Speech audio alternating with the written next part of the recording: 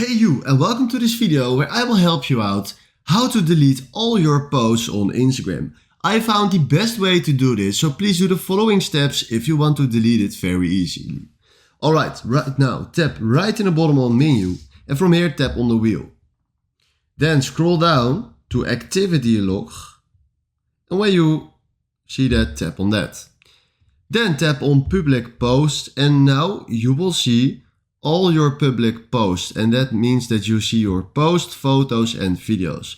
Now, if I tap on the all selection and then tap on recycle bin and then tap now on move to trash, I will move or delete everything to my bin and all my posts are deleted from my account. Alright, I don't want to delete everything, so I will try it with one post. So do recycle bin, move to trash.